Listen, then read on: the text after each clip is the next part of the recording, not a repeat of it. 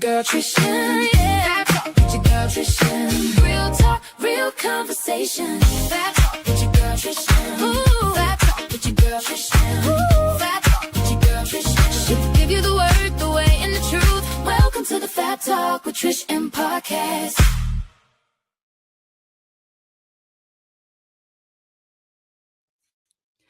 Hey. Welcome, good people. Happy fabulous day to you. Y'all know what time it is. It is time for the Fab Talk with Trish M podcast. Thank y'all so much for tuning in with me live. Facebook, Instagram, YouTube. I see y'all. Thank y'all so much for tuning in. You know I'm Fab Talk with Tricia. I give you the word, the way, and the truth, the real deal, Holyfield. Food for your soul that's going to make you whole. And we can't forget about the Trish M Boutique, where I give you the new that's in the boo-boo, the good that is in the hood. Come on, somebody. I am super excited, y'all. I'm on a high. We just came off of our Circle of Fabulous Women Empowerment Summit, and boy, did we have time. We had time, okay? And so I'm super excited to be back. Did we go live last week? I don't think we went live last week. If we did, I can't recall because my week was so slammed. But we are here today. My girl Tamika's out today. I'm here ready to give you some stuff, okay, that the Lord has given me. But before we tap into it, please take a minute, share the broadcast, start a watch party. Tell your girl from around the world that Trish M is live. Tell your brother from another mother to tune in, okay? Because it is on and it's popping. Well, I got to get me a little sip. Y'all know this. We got the fabulous free tumblers in the boutique. Y'all, these things are so amazing. And I love putting my little lemon water in here daily. So if you have not gotten one of these, the Bling Queens, I'm telling you, you're missing out. So check it out at shoptrishim.com. Next thing that I have on, this is a new arrival, y'all. Y'all have seen the Ripped and Fabulous tunics in the boutique. Well, listen, your girl is rocking the Ripped and Fabulous duster, kimono, whatever you want to call it. All right. I love this. All I did was put a cute little bodysuit on to go with it. Got some cute little heels. I added the wires cross earrings to give it a little bit of flair. Still keeping with the color scheme. Got my little booty heels on. And your girl is doing it. All right. Yes. If you like this look, love this look, and you want to rock out in it, you know what to do. Check us out at shoptrishm.com. That's shoptrishm.com. You can use code FAB10 to get 10% off the look of the day and even our fabulously free tumblers that's going to keep your drinks hot or cold. Okay. We got you. So check them out, y'all. All right, so let's get into it, y'all. Let's get into it. I am so excited. God is really doing something in us. God is really taking us to another level in getting closer to Him, overcoming our fears, our doubts, our insecurities, helping us to be stronger, wiser, make better decisions, do things all for His glory. And so I don't know if you could feel that in the atmosphere. I feel it, the pull and the tug to be more, to do more, to become more, to live better. I'm telling you, God is up to something big. And you know that every week I give you our podcast based on a Trish M inspirational quote from the previous week. And boy, do I have a quote for you today. Here's the quote that I posted last week on my Facebook page, Trish M, and my Instagram. It said, "You can't walk in freedom with old chains of fear. Hashtag let God handle it." Now, this is going to be eye-opening because sometimes we don't realize that we have old chains of fear hanging on us. Sometimes we don't realize when we're trying to handle things for God. Sometimes we don't realize when we think that we have it figured out when we have not given God the opportunity to work it out.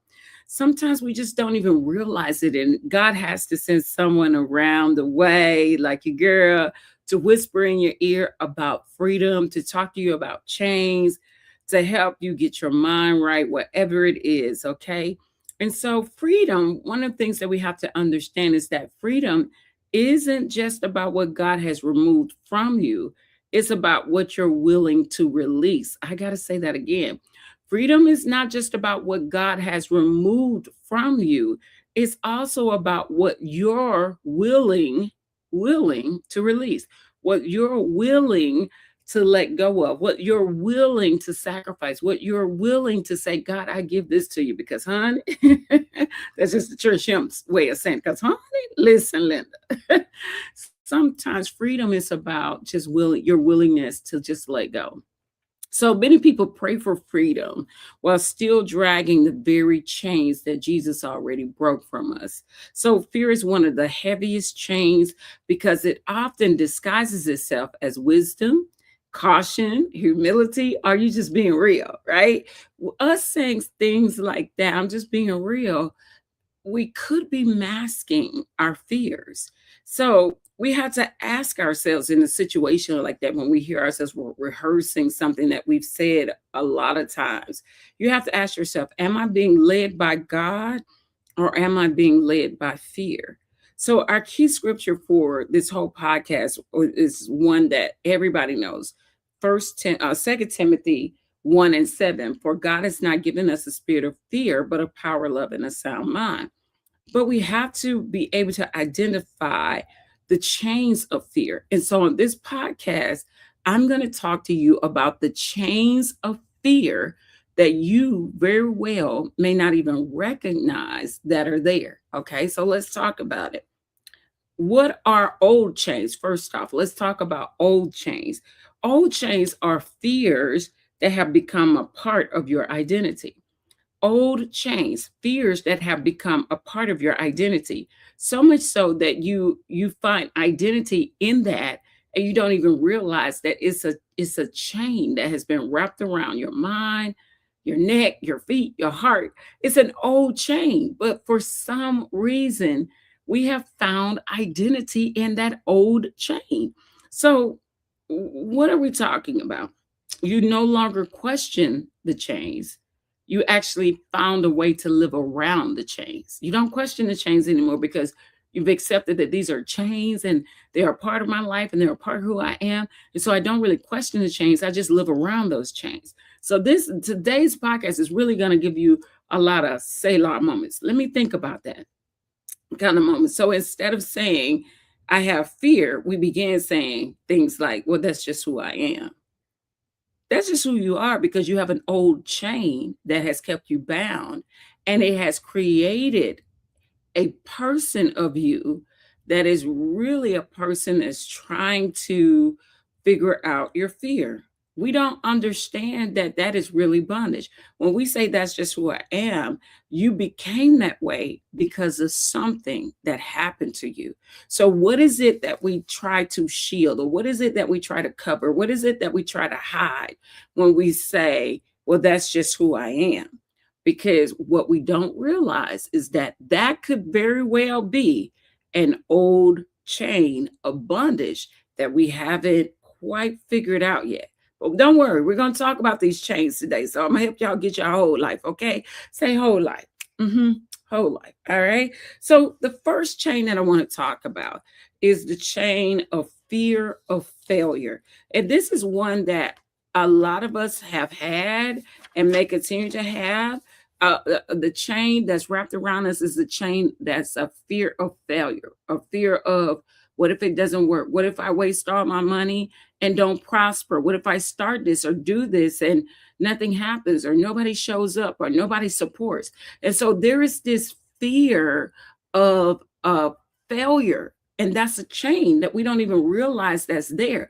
But our job today is that we are going to identify those chains so that we can be better.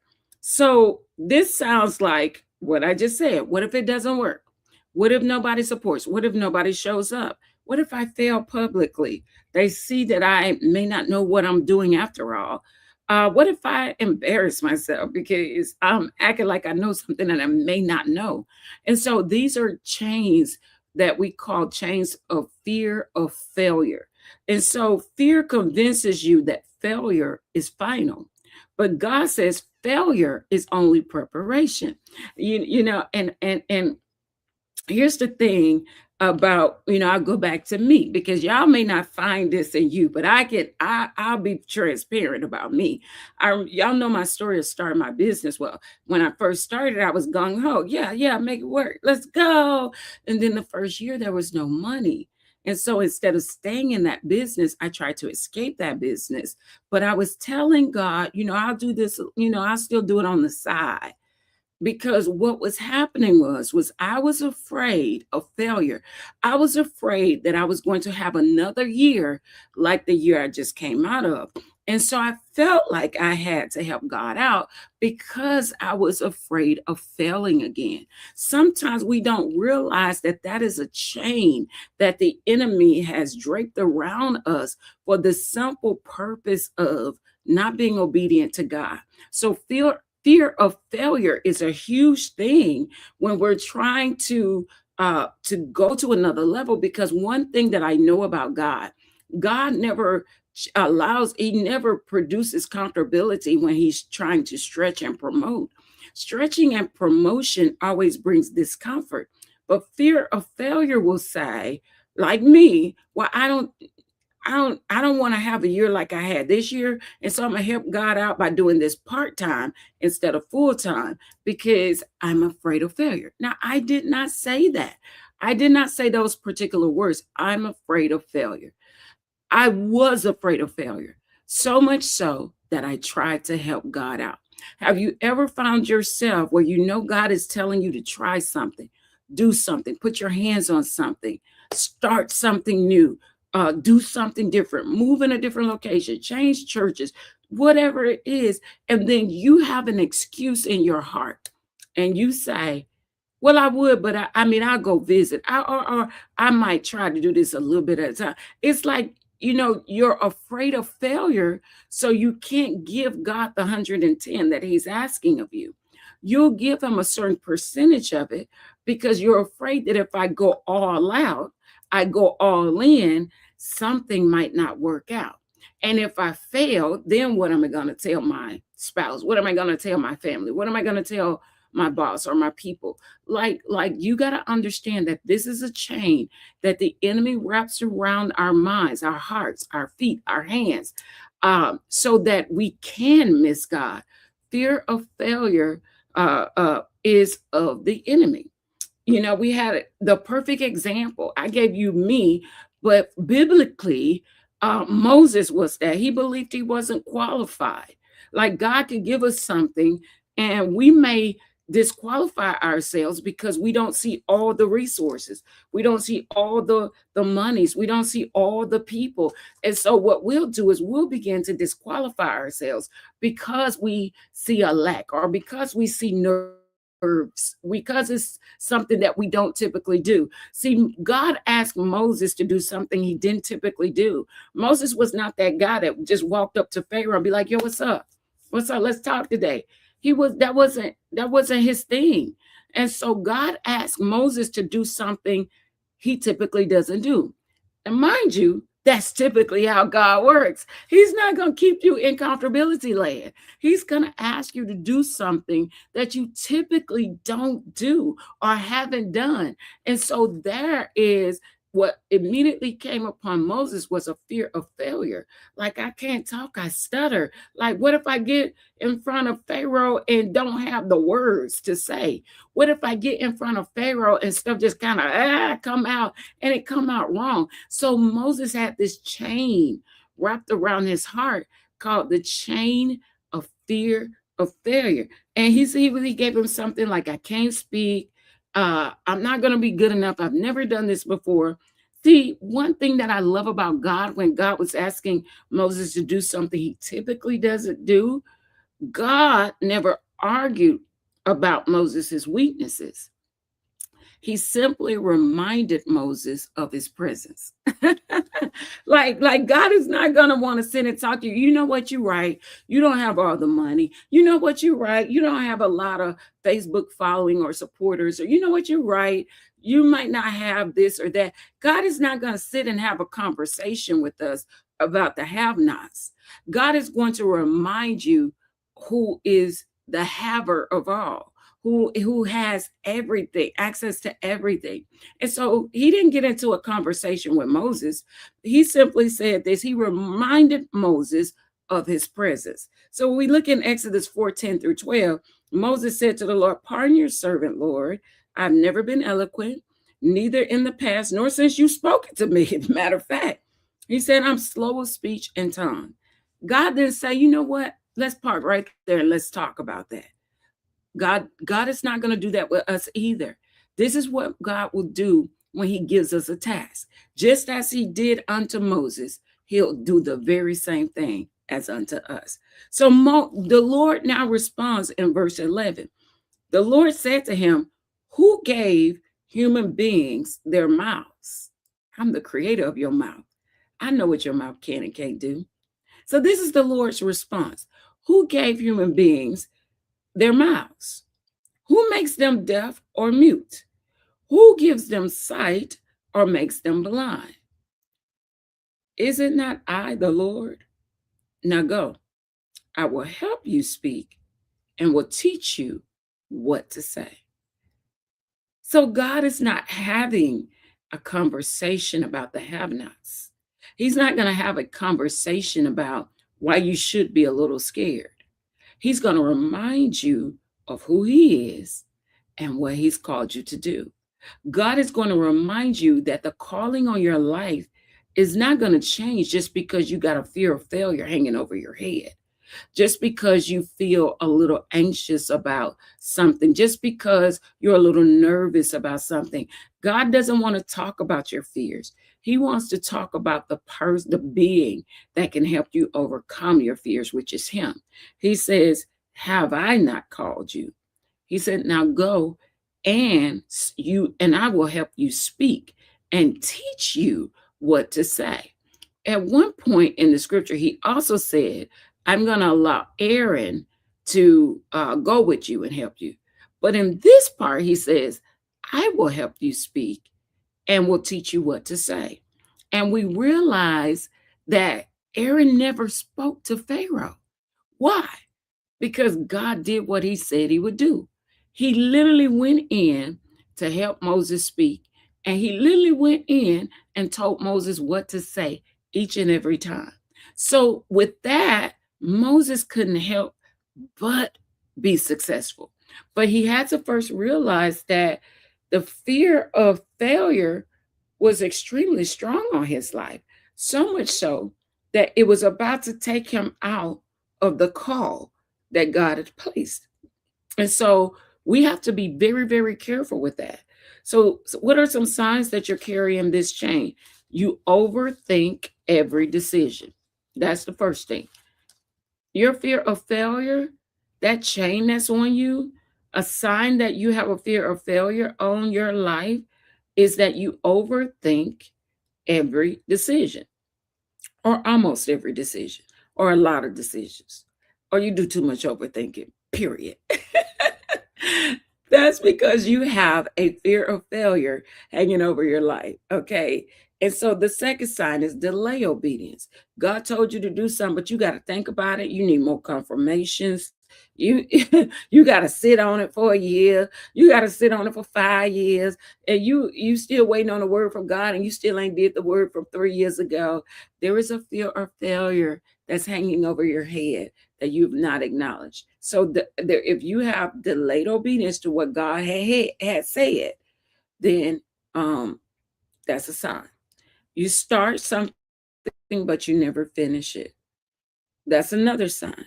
Okay. You start something, but you don't finish it, and you get back to it whenever you feel like getting back to it. There is a slight fear of failure that could be hanging over your head. So check yourself.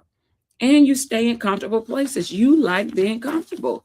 You like being comfortable. Even though you know God said do something, you'll sit on it for another year if you could, because you like comfortability and you don't like stretching. A lot of people sometimes will mislead stretching, misidentify stretching as the devil because you're uncomfortable. And if you was comfortable, if it was God, you will have peace. No, no, no.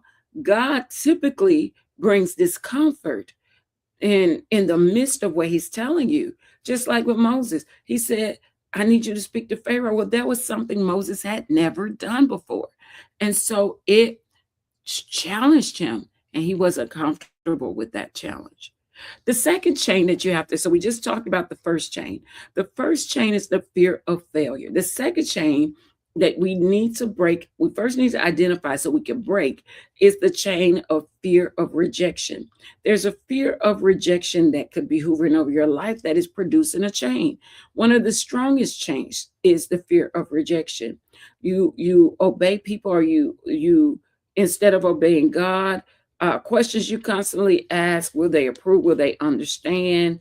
Will they support? Will they like it? Fear of rejection creates people pleasers. The scripture, Proverbs 29:25 says, fear of man will prove to be a snare, but whoever trusts in the Lord is kept safe. Notice it doesn't say fear of man is uncomfortable. It says it's a snare, meaning that it's a trap.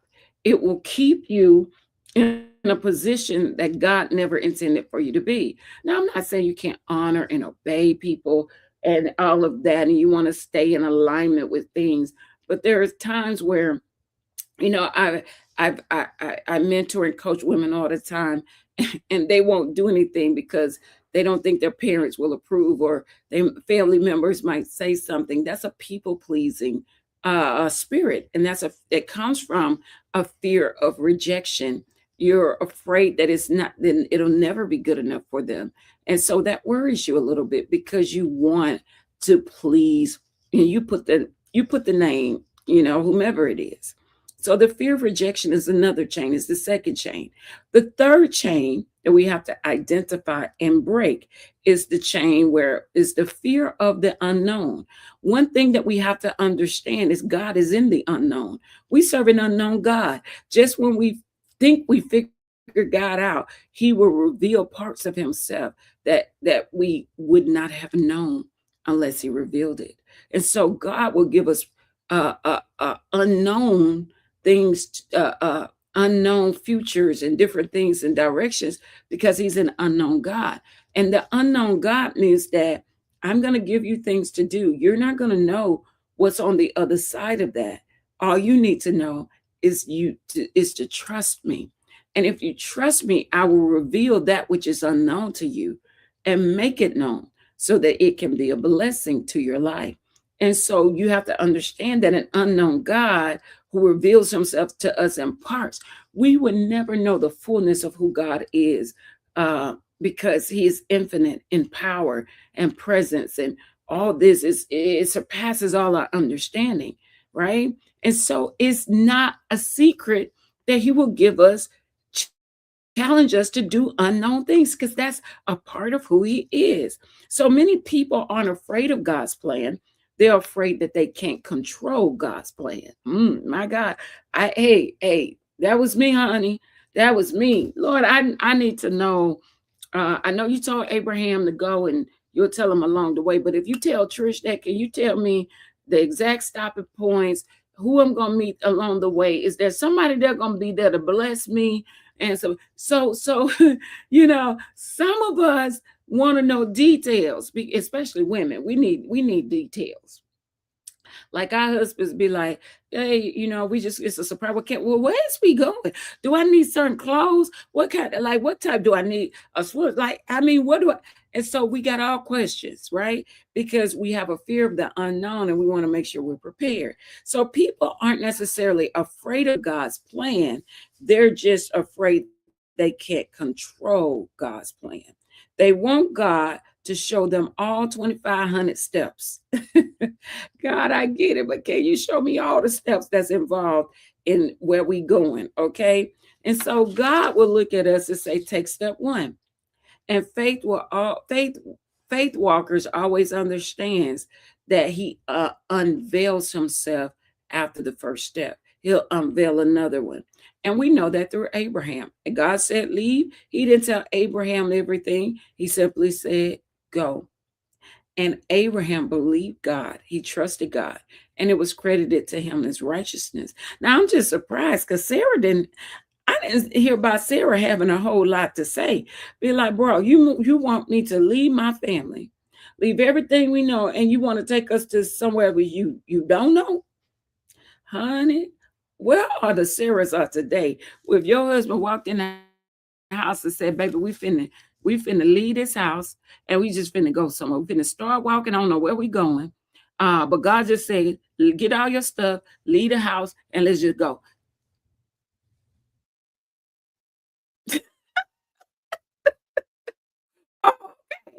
Oh, okay, we just gonna go. We just gonna pack up our stuff and start walking up the street, driving up the street, and we don't know where we going.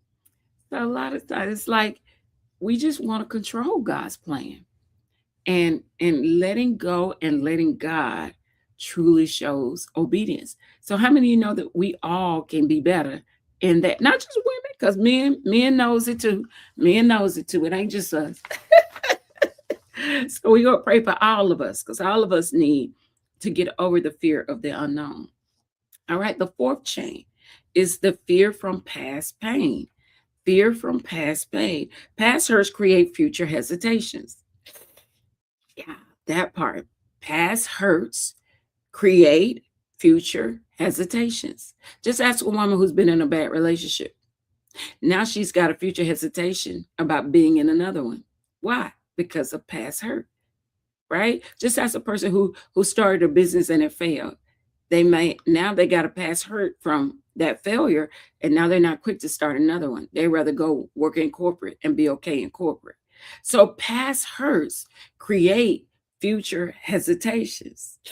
Help us, Lord. So examples would be you trusted before, you loved before, you served before at a church or a ministry, and then you got hurt, and now you hesitant about coming to another ministry and serving and allowing God to be God. Well, because the last church hurt you, and really it wasn't the church, it was people within the church that did something stupid, because the church as a whole, right? The church as a whole did not hurt you. People within the church, within the body, hurt you, but the whole church is getting blamed for a certain group of people. So that past hurt is hindering you is hindering you and giving you future hesitations with another church, and that's not fair. All right. So the enemy wants one painful season to become a permanent prison. Ooh, child. The enemy wants one painful season to become a permanent prison. You will give the enemy exactly what he wants. Fear, allowing fear to rule and reign your life, always gives the enemy exactly what he wants. So you have to be careful. The fifth chain that we want to talk about is fear of not being enough. I'm not smart enough. I'm not good enough. I'm not educated enough. I'm too old to get married again. I'm too old to be in a relationship. I'm too old for this. Too young. I'm too broken. Fear attacks the identity because it attacks purpose, right? So when we allow this type of lingo to come up, we are allowing fear to attack our purpose. Because here's one thing that I know about the enemy. If the enemy can convince you you're not enough, you'll never attempt what God called you to do.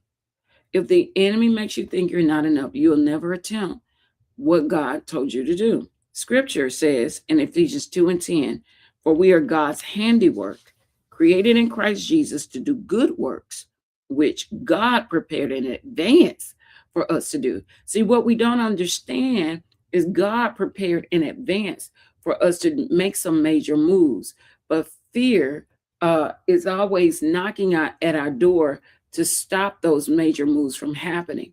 So I want you to ask yourself, what is a major move that God has prepared for me in advance, but fear keeps knocking at my door and making me hesitate or second guess that major move that God, I for real, is challenging me to walk into. And so you have to be careful with that. The sixth chain that can hinder purpose or hinder you being who you need to be It's the fear of losing control. I talked about control earlier, how we want to help God out because we want is like we it's not necessarily that we fear God's plan, but we fear that we can't control God's plan. Because if we had it our way, then the husband would have been here 5 years ago. If we had it our way, the money would have been in the bank account 10 years ago. If we had it our way, right? And so there's a fear of losing control. This one, it hides in church. It sounds spiritual. I just want to make sure. I need confirmation. I pray about it one more time. Sometimes that can be wisdom, but sometimes that can be fear wearing church clothes. Because you sound churchy. Let me pray about it. You sound churchy, religious. I think about it. I'm waiting on confirmation. You sound the part, but really that is religion manifesting its ugly head. Here's the thing we have to understand: is control and trust. Control and trust cannot occupy the same throne. I gotta say that again. Control and trust cannot operate or occupy the same throne. Either you're going to trust God or not. But one thing is for sure, you can't control God. See, we want to control the outcomes of what God has for us instead of trusting the outcomes of what God has for us. And so this is one of the biggest mistakes of church people, of what we're doing. We want control. We want to have the say. We want to be the one. The seventh chain is the fear of what people would think. We talked about this as early as a people pleasing. Some people are imprisoned by opinions that haven't even been spoken. Nobody said anything, right? But you think that they've said it, right? Why? Where is that coming from? Past trauma. You immediately think, oh, Pastor Trish ain't gonna like this. Why?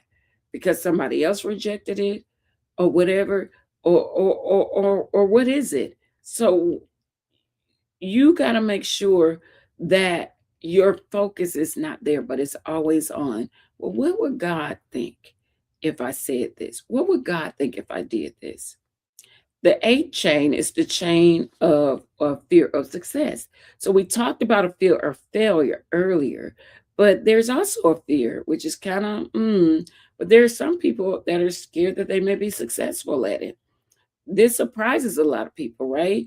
But it's so real. Some people aren't afraid of failing, they're afraid of succeeding. Why? Because succeeding means more responsibility, more visibility, more accountability, more spiritual warfare. So they sabotage what they pray for. Why? Because they know that if I'm successful at this, they're going to look for me to do more. They're going to look for me to be in position more. I don't know if I want to carry that weight because I can do it, but in order for me to be successful, these are the things that I have to do. I got to get up early. I got to be in meetings. I got to be in position when nobody else is in position. I got to be accountable to a team. And so people are afraid of success because they don't want the accountability. They would rather have a title without accountability. Believe me, I see that a lot in leadership and people. As a business owner, I see it as a pastor of a church.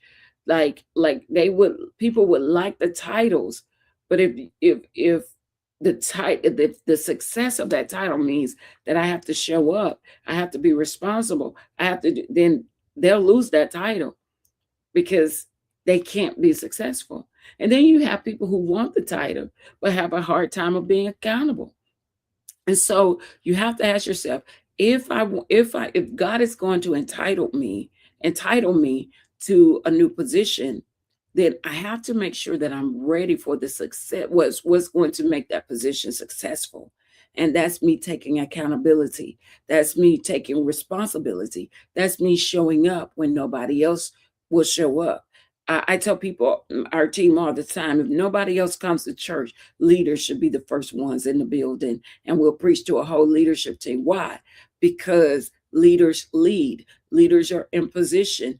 leaders have accountability and responsibility. You see, there's a huge distinguishment in the Bible with Jesus. The disciples were there when nobody else was around, but the people came, the crowd.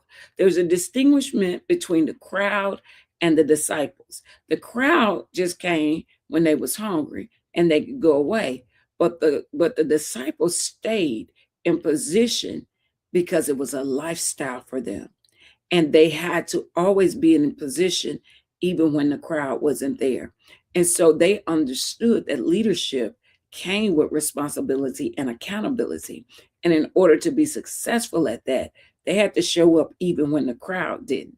And so some people could be dynamic leaders, they just don't want the responsibility that comes with that, because that is what's going to make them successful or not. So those are the different types of change. So how do you identify old chains? You got to ask yourself these questions. What opportunities have I repeatedly avoided? What prayers have I delayed because of fear? What excuse do I most often say? Later, maybe, someday, I'm not ready. It's not my season. I'm going to sit down this season. I'm going to do this season. You know, we can sound real churchy and godly with these excuses. Sometimes I'm not real ready really means I'm afraid. Sometimes it's not my season means I'm afraid. Sometimes I'm going to wait till next season means I'm afraid. There's a little bit of fear that could be hanging there. What dream keeps resurfacing? Meaning, what is God continuing to put in your thoughts? Play over and over again. It's not going anywhere, right? These are old chains. God keeps bringing it back because he never withdrew the assignment. We have to understand that. God will continue to bring it back because he never took away the assignment. You did. Why? Because of fear. What do I constantly need assurance about? Fear constantly asks, what if God? But faith says, what if God? And fills in the blank. So fear is going to leave you a lot of clues, guys. Fear says, I can't. What if I'm not enough? It's not my season. I'm going to wait. I need more confirmation. I don't think I can. But faith says, God said, God got me. God with me. God has covered me. God has gone before me. I'm going to obey. I'm going to do what God said do, regardless if I feel like it or not. See, that's how you talk faith. But fear will make up all kinds of excuses and make it sound so churchy, honey. Be like, oh, the Spirit of the Lord that told me he didn't change his mind. And, oh, really? Because my Bible says that God is not a man that he should lie, nor the son of man that he should repent. When he speaks, he acts. And when he makes a promise, he fulfills it. So you're telling me that God changed his mind because you scared? That's so funny. Oh, that's so funny, Lord. Help us, Lord. Help us, Lord. I was that person. So I ain't talking about y'all. I was that. I tell y'all all my little stuff. I was that person too. Like, God just want me to do this part-time. Well, God said that? Or did you say that? Because you ain't making no money. Oh, okay. We just wanted clarity, Trish. Oh, okay. We didn't hear just my thoughts. So the powerful thought, chains don't always rattle. Sometimes they come so familiar that you stop hearing them. They don't always rattle, chains. Sometimes they become so familiar that you stop hearing them. And you don't even see chains no more. You just see it as a part of who you are, right? Freedom begins the moment you recognize what you've been carrying. You have to recognize you've been carrying a load that needs to be dropped off at the feet of Jesus. Selah. Because why? Jesus already broke the chains. Isaiah 41:10. So do not fear, for I am with you. Do not be dismayed, for I am your God. I will strengthen you and help you. I will uphold you with my righteous hand. Notice God's answer to fear. Not I'll explain everything. He doesn't say that. He doesn't say I'll remove every obstacle. His answer for fear is I am with you. Plain and simple. He says, so do not fear, for I am with you. His presence has to be greater than our biggest fears. Wow. So I'm getting ready to close this thing out. If fear wasn't holding the chains, what would you finally do? Like after hearing me talk today, you recognize there may be a little bit of fear there. So if fear wasn't holding the chain, what would you finally do? The greatest prison isn't the one with locked doors. It's the one where the door is already open, but fear convinces you to stay right there. God didn't open the door. He didn't send you the people. He didn't send you the resource or sent you this or that. God did it. The door is open, but the biggest fear is you convince yourself to sit right here because it's more comfortable than going out there. So Jesus has already unlocked the door. Your next step is to walk out in faith and let God handle what you can't. Okay, that's a Selah moment. Listen, I pray that was a blessing to you. I pray that you got something out of today's podcast. If you're late coming in, go back and watch the replay.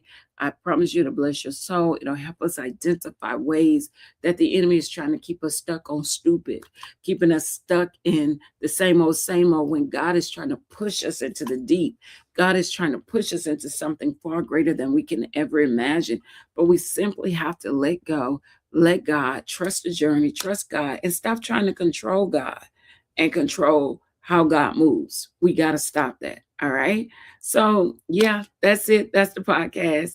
Listen, I'll be back on next week, same place, same time, with another phenomenal episode of Fab Talk with your girl, Trish M.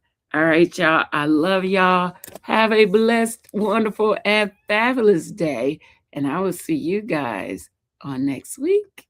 God bless. Thanks for tuning in to Fab Talk with Trish M. Do your girl a favor. Share this broadcast on all your social media platforms. Invite a friend to tune in. Help this podcast reach the nation. We all need Jesus, y'all. You sharing this broadcast helps me to reach the masses. If I'm blessing you, then bless your girl back. Share the broadcast. Give me a 5-star rating on Apple Podcasts. I got work to do for the King, and I need your help. I appreciate you tuning in to this segment. I'm looking forward to rocking with you on the next episode of Fab Talk with your girl, Trish M.